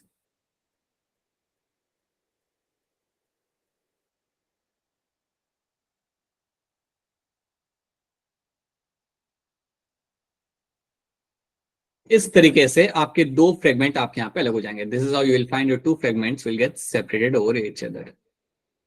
This is how you will find your two fragments will get, एक ये फ्रेगमेंट मेरे यहाँ पे सेपरेट हो गया, एक दूसरा फ्रेगमेंट मेरे यहाँ पे सेपरेट हो गया। ये फ्रेगमेंट मेरे सेपरेट हुए ही इसलिए because I have made a cut at a specific location. अब जब मेरे ये दोनों फ्रेगमेंट यहाँ पे सेपरेट हो चुके हैं ना, ये जो हैंगिंग फ्रेगमेंट जो मेरा है ना यहाँ पे, this hanging fragment is called as my sticky ends. ये जो हैंग करे ना यहाँ पे, this hanging fragments are called as my sticky ends, you call them as a sticky ends. अब सवाल आपके दिमाग में ये आ सकता है कि सर ये हम कट कर क्यों रहे हैं, हम ये कट कर ही क्यों रहे हैं। अब याद रखना, जब तक आप डीएनए में कट करोगे नहीं तब तक आप अपना डिजायर्ड जीन आप वहां पे डाल नहीं सकते। जब तक आप डीएनए के अंदर अपना कट नहीं लगा रहे तब तक उसके अंदर अपना डिजायर्ड जीन आप डाल नहीं सकते। पहले तो हमने ऐसे डायरेक्टली लगा दिया था ना कि हमने एक डीएनए लिया था, हमने वहां पर डायरेक्टली उसके अंदर प्लाज्मिड में लगा दिया था, लेकिन वैसा नहीं होता। You have to make a cut over there. जब तक आप डीएनए के अंदर कट करोगे नहीं तब तक अपने जीन का इंटरेस्ट आप वहां पे इंसर्ट नहीं कर सकते। क्या ये बात आपको यहाँ पे समझ आ रही है? Is this thing clear to all of you? Yes, sir. Right? So you have to make those cut and those cut have been made at a specific location. जैसे हमने यहाँ पे कट कर दिया और जैसे को हमने यहाँ पे कट कर दिया, then I can add my desired gene। यहाँ पे मैं बीच में अपना इंसर्ट कर सकता हूँ। मैं आपको पिक्चर के थ्रू यहाँ बताता हूँ। देखो यहाँ पे ऐसे हम कट कर रहे हैं, तो कट करने के बाद आपके यहाँ पे दो हैंगिंग स्ट्रैंड्स आपको यहाँ पे दिख रहे हैं। This hanging strands are nothing but my sticky ends. ये मेरे यहाँ पे स्टिकी एंड्स। अब पता है मैं क्या कर सकता हूँ? मैं अपना डिजायर्ड जीन इन दोनों के बीच में लगा सकता हूँ। मैं अपना डिजायर्ड जीन यहाँ पे इन दोनों के बीच में लगा सकता हूँ। बस मुझे उसे चिपकाने के लिए एक एंजाइम की मदद लग जाएगी और वो एंजाइम का नाम क्या होगा? DNA ligase. Right, DNA ligase में मैं वहां पे चिपका सकता हूँ। So that is something you do, right? तो देखो यहाँ पे क्या लिखा हुआ है। अब एक और चीज आप यहाँ पे नोटिस करोगे ना कि जो आपका रिस्ट्रिक्शन एंडोन्यूक्लियस होता है, ये जब कट करता है ना किसी सीक्वेंस को, जब कट करता है, that sequence is something which has a term. ऐसे सीक्वेंस को मैं बोलता है पैलिंड्रोमिक सीक्वेंस, जहां पे मेंशन किया हुआ है, जिसको आप आगे या पीछे से आप रीड करोगे तो it is going to remain the same all the time. Let's have a see. Each restriction endonuclease function by inspecting the length of DNA. ये पूरे डीएनए को जाके देखेगा पहले तो, और उसके बाद it finds its specific recognisation sequence. It will bind to the DNA and cut each of the two strands of the double helix at specific points in their sugar phosphate backbones. Each restriction endonuclease recognizes specific palindromic nucleotide sequence. Palindromic sequence का मतलब ये होता है कि उसे आप आगे या पीछे से अगर आप रीड करोगे तो वो सेम आएगा। आप उसे आगे या पीछे से अगर आप रीड करते हो it will remain the same. यहाँ से अगर आप रीड कर रहे हो GAATTC, यहाँ से आप रीड कर रहे हो, ये आपका सेम आएगा। यहाँ से अगर आप रीड करोगे तभी वो सेम होगा, यहाँ से रीड करोगे तभी आपका सेम होगा। जैसे फॉर एग्जांपल एक टर्म होता है मैडम करके, इसको आप दोनों साइड से अगर रीड करोगे तो आपका सेम ही होगा, MADAM। सिमिलरली एनसीईआरटी में एक और एग्जांपल लिखा हुआ है मलयालम करके। सो मलयालम को अगर आप आगे या पीछे से अगर आप रीड करते हो, दोनों साइड से अगर आप रीड करोगे, अगर पूरा स्पेलिंग अगर आप पीछे से अगर रीड करोगे तभी आपका वो सेम ही रहेगा, इट वोंट चेंज। तो ऐसे सीक्वेंस को हम बोलते हैं यहाँ पे एज अ पैलिंड्रोमिक सीक्वेंस, और पैलिंड्रोमिक सीक्वेंस को ही जाके आपका रिस्ट्रिक्शन एंडोन्यूक्लियस आपको यहाँ पे क्लीव करता है। That is what it is been known for. क्या ये बात समझ आ रही है आपको यहाँ पे? Yes, sir. क्या हो गया बता दो, क्या हो गया यहाँ पे? You just have to know this thing very clearly that your restriction endonuclease will cut a specific sequence in the DNA। हर जगह तो जाके वो कट कर नहीं रहा, वो सीक्वेंस आपका जो होता है उसे हम कहते हैं palindromic nucleotide sequence. That means एक ऐसा सीक्वेंस जिसे आप आगे या पीछे से अगर आप रीड करोगे it is going to remain the same. That is called as my palindromic sequence, जो आपका एंजाइम आके आपका यहाँ पे कट करेगा। ठीक है, अब देखो यहाँ पे क्या किया हुआ है। यहाँ पे ना एनसीईआरटी ने थोड़ा सा अलग किया हुआ है। अलग क्या किया हुआ है यहाँ पे? उन्होंने यहाँ पे वेक्टर डीएनए लिया, ठीक है, और एक फॉरेन डीएनए लिया, दोनों के अंदर कट किया यूजिंग द सेम एंजाइम। दोनों के अंदर सेम एंजाइम के थ्रू यहाँ पे हमने कट किया, राइट? जो हमने वहां पे किया था वही कट उन्होंने यहाँ पे भी कर लिया। कट करने के बाद दोनों के ओवर हैंगिंग सीक्वेंस आपको यहाँ पे दिख रहा है, you can see the sticky ends दोनों के यहाँ पे, और उसके बाद इन्होंने दोनों डीएनए को यहाँ पे जोड़ दिया। सो now you have a vector DNA and you have a foreign DNA. Foreign DNA मतलब मेरा यहाँ पे alien DNA, this is my alien DNA. और मैंने यहाँ पे क्या किया, मेरे एलियन डीएनए को यहाँ पे मैंने इंसर्ट करा दिया, अटैच करा दिया मेरे वेक्टर डीएनए के साथ। अब मुझे एक बात बताओ कि अगर मैंने अपने एलियन डीएनए को वेक्टर डीएनए के साथ अटैच करा दिया तो क्या मैं कह सकता हूं this is as a recombinant DNA? क्या मैं कह सकता हूं? Yes, Yes, sir. sir. बिल्कुल कह सकता हूं ना, क्योंकि मेरा यहाँ पे एलियन डीएनए यहाँ पे लग चुका है। तो ऐसी चीजें यहाँ पे की जाती है, you do this kind of things over here. तो कई बार many times you will find कि एक सिंगल रिस्ट्रिक्शन एंडोन्यूक्लियस यूज करके आप वेक्टर में भी कट लगा सकते हो, आप एलियन डीएनए में भी कट लगा सकते हो, and then you can join both of them. और एक बार आपने वहां पे उन्हें ज्वाइन कर दिया, so that becomes my foreign DNA, that becomes a recombinant DNA. और एक बार आपका रिकॉम्बिनेंट डीएनए अगर आपके यहाँ पे बन चुका है, देन यू कैन एक्सपेक्ट कि अभी आपका यहाँ पे ये जब भी रेप्लिकेट करेगा so will find the recombinant DNA will get replicated over there. तो ये चीज आपको इसके अंदर आपको यहाँ पे ऐड रखना है। That is again one thing you have to know, right. देखो आप यहाँ पे भी देख पाओगे that you have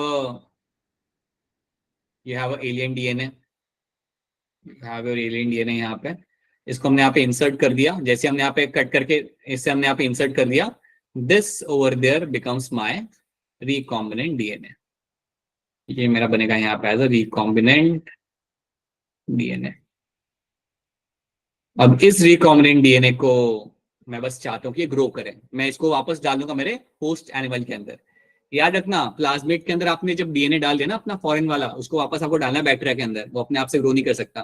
so you have to bring that back into the bacteria. इसको मैं वापस से डालूंगा अपने बैक्टीरिया के अंदर, और एक बार मैंने उसे बैक्टीरिया में डाल दिया, देन मैं बस चाहता हूँ कि वो बैक्टीरिया मेरा ग्रो करे। अगर वो ग्रो करेगा तो सिंपल सी बात है, मेरा प्लाज्मिड भी यहाँ पे मेरा ग्रो करेगा, या प्लाज्मिड मेरे यहाँ पे रेप्लिकेट करेगा, right. And that also gives me example of my gene cloning. इससे मेरा जीन क्लोनिंग में मेरा यहाँ पे होगा, मेरे मल्टीपल कॉपीज मेरे यहाँ पे बन पाएंगे। देखो यहाँ पे एनसीईआरटी में क्या करके रखा हुआ है, आई होप आप ये चीज समझ पाओगे। फॉरेन डीएनए के अंदर भी कट किया, राइट। सो देखो यहाँ पे क्या लिखा हुआ है, let's pay attention. Same restriction enzyme cut both foreign DNA and vector DNA at specific points, right. Vector DNA को कट किया, फॉरेन डीएनए को कट किया, और फिर हमने क्या किया, उसको जोड़ दिया। फॉरेन डीएनए के साथ हमने वेक्टर डीएनए को यहाँ पे जोड़ दिया, and that is done with the help of my DNA ligase. DNA ligase की मदद से हमने उसे वहां पे अटैच कर दिया। जैसे मैंने उसे वहां पे अटैच कर दिया, recombinant DNA molecule is been formed. Recombinant DNA molecule मुझे यहाँ पे मिला देखने के लिए, और जैसे मेरा रिकॉम्बिनेंट डीएनए मॉलिक्यूल यहाँ पे बन चुका है, that is now you can see it is been formed over here, right. अब मैं क्या करता हूँ, इसको डाल देता हूँ वापस से मेरे ई कोलाई के अंदर। अब मैं बस चाहता हूँ कि अपना डिवाइड करके अपना वहां पे नंबर बढ़ाए। तो यही चीज हम मल्टीपल टाइम्स रिपीट कर चुके हैं। तो I hope now you are very clear with what is my recombinant DNA and what is my gene cloning. I hope ये दो टर्म्स अब आपको यहाँ पे क्लियरली समझ आ रहे होंगे। क्या ये चीज आप सबको यहाँ पे क्लियर है? Yes, sir. ठीक है, तो that is something you have to understand. अब हम हमारा नया टर्म यहाँ पे देखते हैं which is a gel electrophoresis. थोड़ा सा समझते हैं because we have less amount of time right now. एक काम करें, 2-4 क्वेश्चन सॉल्व करते हैं। पहले 2-4 क्वेश्चन उठाते हैं यहाँ पे, और इसके लिए हैंड रेज करना आप लोग। We can help of what, फटाफट हैंड रेज करिए, आंसर दीजिए, आगे बढ़ते हैं हम लोग यहाँ पे। We can cut the DNA with the help of what. बताइए रानी, क्या होगा इसका आंसर? Option D, sir. नम्रता, क्या लग रहा है आपको? Option D sir. Alright, Sidra मुझे बताओ कि रिस्ट्रिक्शन एंजाइम जो होता है बैक्टीरिया के अंदर, उसका एक्चुअली में काम क्या होता है? बैक्टीरिया के लिए उसका काम क्या होता है वहां पे? अरे सिद्रा, बताना चाहिए था आपने, ये ऐसे नहीं करते हैं। अनुष, हाँ बोलो बोलो। बैक्टीरिया का नंबर बढ़ाएगा। बताओ अनुष्का, क्या होगा इसका काम? रिस्ट्रिक्शन एंडोन्यूक्लियस बेसिकली करता क्या बैक्टीरिया के अंदर, उसका मेन काम वहां पे क्या होता है? बोलिए अनुष्का, बोलिए, आपने हैंड रेज किया था। और काजल आप बताओ, क्या करता है ये एक्चुअली में काम बैक्टीरिया के अंदर, रिस्ट्रिक्शन एंडोन्यूक्लियस? सर जो वायरल डीएनए होता है उससे कट करता है। राइट, अगर कोई वायरस अंदर आता है, वो अपना डीएनए रिलीज कर रहा है, तो उसको वहां पे कट करेंगे। That is something done by my restriction enzyme. वो उसका एक्चुअली में काम होता है बैक्टीरिया के अंदर, ठीक है। तो ये बात आप यहाँ पे याद रखना। चलो, Who isolated antibiotic resistant gene from Salmonella typhi in 1972? किसने आइसोलेट किया था? कौन थे वो लोग जिन्होंने किया था ये चीज? बताइए। इसका आंसर देने के लिए आपको हैंड रेज करना पड़ेगा। चलिए महेश, बताइए क्या होगा इसका आंसर? Option B sir. प्रखर, क्या लग रहा है आपको इसका answer? Option B. Right, Stanley Cohen and Herbert Boyer ने ये किया था। और ये जीन निकाल के उन्होंने कौन से दूसरे ऑर्गेनिज्म में डाला था? जीन निकाल के ये भी बता दो। राइट, ई कोलाई के अंदर वहां पे डाल दिया था। अच्छा, किसी को याद है जेकब एंड मोनट ने क्या किया था? Anyone remembers what they did? हाँ, lac operon, they give us the lac operon. Very good. चलो बताओ कि मेरा जो इको R1 जो मेरा यहाँ पे है, मेरा रिस्ट्रिक्शन एंडोन्यूक्लियस, ये कौन से सीक्वेंस को कट करता है और कहां से कट करता है? सीक्वेंस तो सब सेम ही है यहाँ पे, लेकिन कौन से साइड से यहाँ पे वो कट करेगा? So now you have to raise your hand to answer this. कौन से साइड से यहाँ पे कटिंग की जाएगी?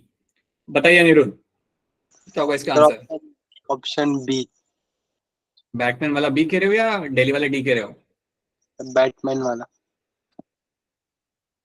राइट, क्या लग रहा है मोनिका? Sir Batman. बैटमैन वाला बी आपके यहाँ पे सही आंसर है। यही मेरा यहाँ पे सीक्वेंस है जहाँ पे आप अपना कट लगाओगे। Eco R1 is going to make a cut over here. ठीक है, Eco R1, R stands for what? ये जो R आपका यहाँ पे, ये R आपका बेसिकली आपको क्या सिग्निफाई यहाँ पे आपका कर रहा है? बताइए बताइए, जानवी बताइए आप। Option C. और राइट, रानी क्या लग रहा है? Sir option C. ठीक है, right. So these are the few questions, we can have a look at them later. अच्छा, अब थोड़ा सा मैं बता दूं आपको जेल इलेक्ट्रोफोरेसिस के बारे में। 2 मिनट रुक जाओ, फिर मैं आपको रिलीज करता हूं। वैसे आपका टाइम बाकी है, you still have 5 minutes. Alright, now let's understand what is my gel electrophoresis. अब पहले मैं आपको एक बात बताना चाहूंगा कि जब आपने एक समझो टेस्ट ट्यूब में निकाला अपना डीएनए, ये आपकी टेस्ट ट्यूब है और टेस्ट ट्यूब के अंदर आपने डाल दिया अपने यहाँ पे DNA. Right, so this is DNA, लंबा सा डीएनए आपने अपना डाल दिया यहाँ पे। अब डीएनए में से अगर आपको अपने फ्रेगमेंट चाहिए, अगर आपको डीएनए के फ्रेगमेंट करने होंगे यहाँ पे, तो आप फ्रेगमेंट करने के लिए आप यहाँ पे क्या करोगे? You will be adding the enzyme, you will be adding your enzyme and that enzyme is nothing but my restriction endonuclease। ये एंजाइम मैं यहाँ पे डालूंगा और ये एंजाइम की वजह से मुझे यहाँ पे फ्रेगमेंट्स मुझे यहाँ पे मिल जाएंगे। So I will get number of fragments over there. सो समझो इसके अंदर कई सारे आपके फ्रेगमेंट्स बन चुके हैं। तो now this will make DNA into number of fragments. We will have a number of DNA fragments will be seen। So number of DNA fragments will be seen। अब डीएनए फ्रेगमेंट्स जो आपको यहाँ पे मिलेंगे अंदर बनते हुए, या आपको कई सारे यहाँ पे डीएनए फ्रेगमेंट्स अगर आपके यहाँ पे बन जाते हैं, तो आप उन डीएनए फ्रेगमेंट्स को सेपरेट कैसे कर पाओगे? How you can separate all those DNA fragments? तुम्हें तुम्हारे तो फ्रेगमेंट चाहिए ना, तुम्हें यहाँ पे फ्रेगमेंट तो मिल चुके हैं। अब आपके चॉइस का फ्रेगमेंट यहाँ पे कौन सा होगा? सवाल यहाँ पे ये आता है कि आपके चॉइस का फ्रेगमेंट यहाँ पे कौन सा होगा, राइट? वो फ्रेगमेंट को सेपरेट करने के लिए we do the process of my gel electrophoresis. तो मेरे फ्रेगमेंट को यहाँ पे अलग करने के लिए मैं यहाँ पे एक प्रोसेस रन करूंगा and that process over there is called as my gel electrophoresis. तो आपको याद यहाँ पे रखना है कि जब भी मैं जेल इलेक्ट्रोफोरेसिस रन करता हूँ तो 2-3 चीजें आपको यहाँ पे बता देता हूँ। यहाँ पे हम करते क्या है, एक बड़ी सी आपके सामने ट्रे होगी। You will have a big tray in front of your. Plastic की ट्रे होती है, एक छोटा लंच बॉक्स जैसा होता है वो, राइट? ट्रे के अंदर कुछ यहाँ पे ऐसे वेल्स लगे होंगे, या मैं ऐसे नहीं बोलूंगा, ट्रे आपके सामने यहाँ पे होगी। ट्रे के अंदर हम यहाँ पे डालेंगे हमारा एक सॉल्यूशन, और जो सॉल्यूशन मैं यहाँ पे डालता हूँ that is called agarose gel. So agarose gel में यहाँ पे डालूंगा। सो फर्स्ट ऑफ ऑल याद रखना कि जो ट्रे मेरी यहाँ पे होती है, ट्रे के अंदर मैं डालूंगा एक solution and the solution will be of my agarose gel. तो इसमें मैं डालता हूँ मेरे यहाँ पे अगारोस जेल, अगारोस जेल। अगारोस आपको मालूम है, ये आपको मिलता है आपके रेड एल्गी में से। ये आपने Yes, बात sir। बच्चों ने कभी ना कभी सुनी है, राइट? अगारोस में आपका मिलता है रेड एल्गी में से, तो आपने उसे यहाँ पे डाल दिया। अगारोस डालने के बाद समझे, यहाँ पे अगारोस मैंने यहाँ पे डाल दिया। अगारोस डालने के बाद यहाँ पे मैं कुछ वेल्स क्रिएट करूंगा, यहाँ पे मैं कुछ अपने वेल्स क्रिएट करूंगा। So will have some wells over there. अच्छा, ये जो ट्रे है ना, इसको हम कनेक्ट कर सकते हैं इलेक्ट्रिक डिवाइस के साथ। This tray can be connected to the electrical device. तो याद रखना, इसका ये वाला जो साइड होता है that is my negative side, so that is going to be your cathode and this side is my positive side. ठीक है, इसमें से 2-3 वायर निकल होते हैं, ये वायर आप कनेक्ट करते हो इलेक्ट्रिक करंट के साथ। तो यहाँ पे मैंने क्या किया, यहाँ पे कुछ मैंने वेल्स क्रिएट कर लिए। वेल्स मतलब कुछ होल्स मैंने यहाँ पे क्रिएट कर लिया। अब मैं क्या करूंगा ना, अपने डीएनए की लोडिंग यहाँ पे करूंगा। इन होल्स के अंदर मैं क्या करता हूँ, I will be add my DNA. तो मैंने यहाँ पे होल्स क्रिएट कर लिए and now in this holes what I will do, I will do the DNA loading. So अब मैं सेकंड स्टेप यहाँ पे क्या करता हूँ, I will be adding the DNA loading. DNA loading मतलब जो भी मुझे यहाँ पे फ्रेगमेंट्स मिले थे ना, जो भी मेरे फ्रेगमेंट्स मिले थे मेरा एंजाइम को ब्रेक करने के बाद, वो सारे फ्रेगमेंट्स को मैं यहाँ पे डाल दूंगा। So all those fragments over there will be added over there. सारे फ्रेगमेंट्स मैंने यहाँ पे डाल दिए। अब याद रखना, आपका जो डीएनए होता है यहाँ पे, the DNA is going to be having the negative charge. जो डीएनए आपके पास यहाँ पे होगा, the DNA always going to be having the negative charge. कोई बताएगा डीएनए के अंदर नेगेटिव चार्ज आपको क्यों मिलता है? फॉस्फेट ग्रुप की प्रेजेंस की वजह से। बिल्कुल सही, बिकॉज ऑफ फॉस्फेट ग्रुप आपको यहाँ पे नेगेटिव चार्ज डीएनए के अंदर आपको यहाँ पे मिल जाएगा। तो डीएनए को मैंने यहाँ पे लोड कर दिया, तो डीएनए की लोडिंग मैंने यहाँ पे कर दी। लोडिंग करने के बाद मैं यहाँ से जो वायर निकल जाऊंगे ना, जो भी वायर यहाँ से निकल जाऊंगे उसको मैं कनेक्ट कर दूंगा इलेक्ट्रिक करंट के साथ। यहाँ से कुछ वायर निकल जाएंगे, यहाँ से भी निकल जाएगा, इसको मैं कनेक्ट कर दूंगा मेरा इलेक्ट्रिक करंट के साथ। अब जब मेरे वायर कनेक्ट हो जाते हैं मेरे इलेक्ट्रिक करंट के साथ, सो व्हाट विल हैपन, जितने भी मेरे यहाँ पे फ्रेगमेंट्स है they will start moving towards the anode. जो मेरे यहाँ पे फ्रेगमेंट्स होते हैं they will start moving towards the anode. चार इतना, your DNA fragments starts moving towards the anodes. Your DNA fragments will move towards the anodes. Will move towards anode. अब एक रूल आपको यहाँ पे याद रखना है, एक सिंपल रूल आपको यहाँ पे याद रखना है। जो फ्रेगमेंट बड़ा होगा वो ज्यादा डिस्टेंस ट्रेवल नहीं कर पाएगा। जो फ्रेगमेंट बड़ा होगा, the larger the fragment, smaller the distance it will travel. जो फ्रेगमेंट आपका छोटा होगा वो ज्यादा डिस्टेंस आपका ट्रेवल कर पाएगा। तो जब आपका इलेक्ट्रोफोरेसिस आप यहाँ पे रन करते हो तो बड़े बड़े फ्रेगमेंट तो आपके यहाँ पे आगे ही रह जाएंगे। ऑल बड़े बड़े फ्रेगमेंट जो आपके यहाँ पे होंगे they won't be able to travel a larger distance. और जो छोटे फ्रेगमेंट्स आपके यहाँ पे होंगे they will be able to travel a much more longer distance. वो ज्यादा दूर तक अपने यहाँ पे जा पाएंगे और यही चीज आपको देखने के लिए मिल जाएगी। सो याद रखना, the larger fragment will not be able to travel a longer distance, or I can say that smaller the fragment, further away from the main site or further towards the anode. तो ये बात आपको याद रखनी कि जितना छोटा fragment आपका यहाँ पे होगा उतना दूर आपका वो ट्रैवल कर पाएगा। ये रूल आपको याद रखना है कि अगर छोटा फ्रेगमेंट होगा तो ज्यादा दूर तक जाएगा, बड़ा फ्रेगमेंट होगा तो ज्यादा दूर तक आपका नहीं जा पाएगा। तो एनोड के आसपास जो भी मुझे फ्रेगमेंट मिलेंगे वो ऑब्वियसली छोटे ही मिलेंगे। If they have a small sequence over there then I can find them near by the anode. और जो भी मुझे सीक्वेंस मुझे यहाँ पे पास में मिलेंगे ना देखने के लिए, ये सारे मेरे यहाँ पे लार्ज होंगे। तो ये बात भी याद रखना क्योंकि ये बात भी कई बार आपको सवाल के तरीके से पूछी जाती है घुमा फिरा के कि लार्जर फ्रेगमेंट जो आपके यहाँ पे होते हैं, the fragment closer to the cathode they are going to be larger always. They are going to be my larger fragments. These are my larger fragments. And the fragment which are towards the anode, जो बहुत दूर तक गए होंगे, जो बहुत further गए होंगे ट्रैवल करके, they will be my smaller fragments. क्या ये बात आपको समझ आ रही है यहाँ पे? Yes, sir. Yes, Yes, sir. भूलना नहीं, ये सब पूछूंगा बाद में, पूरा एक्सप्लेन करना पड़ेगा कल। That's the first thing you have to understand कि ये चीज आपको यहाँ पे होते मिलती है। अब जब आपने ये रन कर लिया, मतलब आधे घंटे के लिए आप उसे रन करते हो फिर आप बंद कर दोगे तो आपको ऐसे बैंड्स आपको यहाँ पे मिल जाएंगे। So you will see the bands over there. तो ऐसे बैंड्स आपको यहाँ पे दिख जाते हैं, ठीक है। जेल में आपने रन कर लिया, you can see all this bands, but in bands को आप आंखों से नहीं देख सकते। I mean you cannot see them directly with a naked eye. You have to add in this ethidium bromide. यहाँ पे पहले आपको डालना पड़ता है ethidium bromide. So ethidium bromide का एक solution आपको यहाँ पे डालना पड़ेगा. That's the first thing you have to add in this. तो एक बार आपने ये रन कर लिया ना, रन करने का you have to add bromide का solution आपको डालना पड़ेगा। और उसके बाद you can observe them under the UV rays. उसके बाद you can observe them under the UV rays. तब जाके आपको ऑरेंज कलर के बैंड्स वहां पे आपको देखने के लिए मिल जाएंगे। Then you will be able to see the orange bands over there. यार इतना लॉन्गर बैंड आपको पहले ही यहाँ पे रुक जाता है, but shorter band will be seen much more away from the cathode से, काफी दूर तक आपको यहाँ पे मिल जाएगा।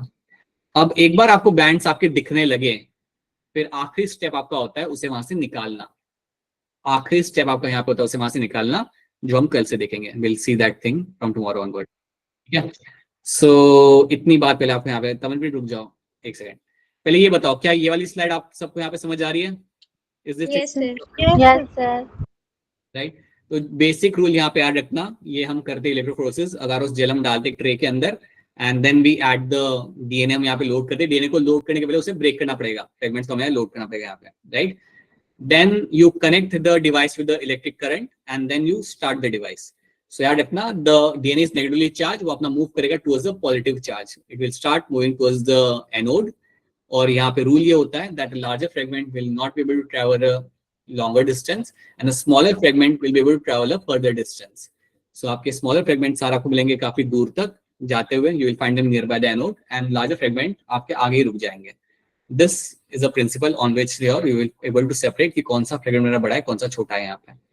और ये सब को देखने के लिए, to see all the fragments, you have to add ethidium bromide पहले, and then you have to observe them under the UV rays. and then you will be able to see them. तो अभी तक के लिए इतना ही रखते हैं, let's not go beyond that. But कल हम वापस मिलेंगे ना, तो यहाँ से हम स्टार्ट करेंगे. We'll start with the electrophoresis और आगे बढ़ेंगे. उसके पहले जो भी आज हमने किया है ना, उसको एक बार पढ़ लेना. Whatever we have done by far in the class, NCERT से एक बार उसे पढ़ लो, ताकि ये सारे टर्म्स आपको यहाँ पे क्लियर हो जाए. The idea is to have a very good grip on terms like recombinant DNA, gene cloning, gene transfer क्या होता है, ये सब आपको पता चलना चाहिए. So that should be the first thing you should understand. ठीक है? So that is something we have done. ये हमने यहाँ पे कर लिया. एक बार फिर आपसे पूछ रहा हूँ, क्या ये सारी चीजें आप सबको समझ आ रही है? Yes, sir. Yes, sir. तो एक बार इसको यहाँ पे आप पढ़ लेना. बताइए तमनप्रीत, बोलिए. सर जो उसको कनेक्ट किया वो सेल से कनेक्ट किया, बैटरी से. हाँ, you have an electric device over there. मतलब आप उसे प्लग इन कर सकते हो, जैसे अपना चार्जर प्लग इन करते हैं ना अपन, वैसे आप उसे प्लग इन कर सकते हो. Okay sir. ठीक है, and then you run it for half an hour. Half an hour में आपको सारे आपके बैंड्स वहाँ पे मिल जाते हैं. So that is something you do. So इस तरीके से. बताइए मोनिका. सर अगर हम मतलब किसी और का डीएनए अगर किसी और में डालेंगे तो कुछ रिएक्ट नहीं करेगा? नहीं. अच्छा, वो कह रहे हो क्या इम्यूनोसप्रेसिव ड्रग्स की तरह? नहीं करता.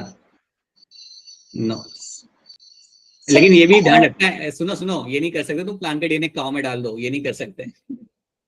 You have to be very precise कि किसका डीएनए आप किस में डाल रहे हो. सो ये बात भी प्लीज समझना इस बात को कि आप जब डीएनए डाल रहे हो एक एनिमल का निकाल के दूसरे एनिमल के अंदर, the animal should have some kind of evolutionary relationship, right. मैं डॉल्फिन का डीएनए निकाल के अगर मैं ह्यूमन में डालूंगा, so that does not mean कि उसके अंदर भी फ्लिपर्स आ जाएंगे. वैसा नहीं होता, राइट. वो एक्सप्रेस ही नहीं करेगा डीएनए कभी भी. So there should be some kind of relation between the two species. ठीक है, तो आप वो कर सकते हो. या फिर you should have some kind of like some kind of sequence common वहां पर होना चाहिए, then you can do that. So लेकिन वो रिजेक्ट नहीं करता. सो आप बेसिकली बैक्टीरिया में से एक्चुअली में आप डीएनए निकाल के आप डाल सकते हो प्लांट के अंदर, तो उसमें कोई दिक्कत नहीं आती. एक प्लांट में से निकाल के दूसरे प्लांट में आप डाल सकते हो, उसमें कोई दिक्कत नहीं आती. बट प्लांट का डीएनए आप एनिमल में डाल सकते हैं, एनिमल का डीएनए प्लांट में डाल सकते हैं. You can not find that happening. वो नहीं आप कर सकते आप. और उसमें क्या होगा कि वो रिजेक्ट नहीं करेगा, आपका डीएनए ही एक्सप्रेस नहीं करेगा. आप चाहते हो ना कि आपका डीएनए अगर आपने डाला तो एक्सप्रेस करे, वो प्रोटीन बनाए, एमआरएनए बनाए, तो बनेगा नहीं आपका, और कुछ नहीं होगा.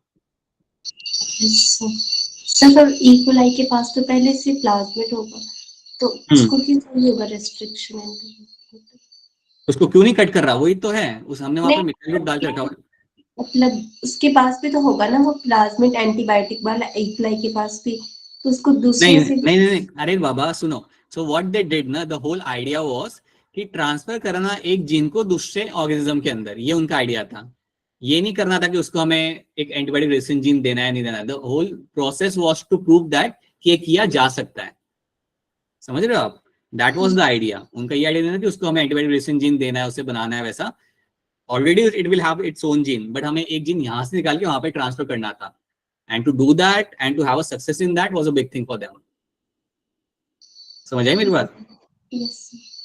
अरे मोनिका समझ आ रहा है नहीं आ रहा? एक तो इनका यस सर. हाँ, राइट. ऑलराइट, ठीक है. So that is something you have done. चलिए have some rest all of you. आपको वापस से क्लास है ना 8:45 को, जाइए. Will catch you again after, या will catch you again tomorrow all of you. चलो bye everyone, bye. Good night. If you have no questions, या बाय, गुड नाइट.